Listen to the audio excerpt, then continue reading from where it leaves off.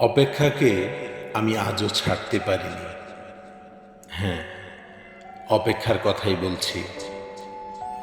ভালোবাসার রক্তিম ধারালো স্নিগ্ধ ছোঁয়ায় এর হৃদয় থেকে এক এক করে ছেড়ে গেছে সব লোভ, হিংসা, ক্রোধ, অহংকার, স্বার্থপরতা, সব কিছু।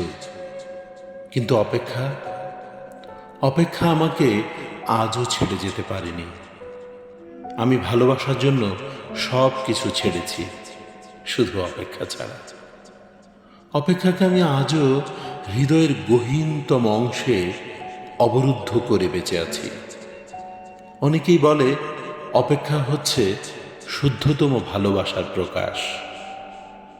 ভালোবাসতে সবাই পারে, কিন্তু সবাই প্রিয়তমার জন্য অপেক্ষা করতে পারে না। আসলেই কি তাই? জানি না তো, হবে হয়তো। তবে অপেক্ষার কাছে আমি অনেক ঋণী।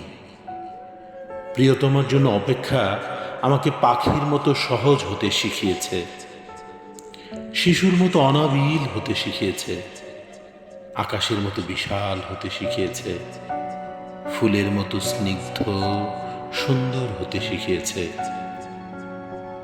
অপেক্ষা আমাকে সাগরের নীল জলরাশির মতো গভীর হতে শিখিয়েছে, প্রকৃতির মতো স্বচ্ছ হতে শিখিয়েছে, সোনালী সন্ধ্যার মায়াবী মৌনতার মতো নিবিড় হতে শিখিয়েছে।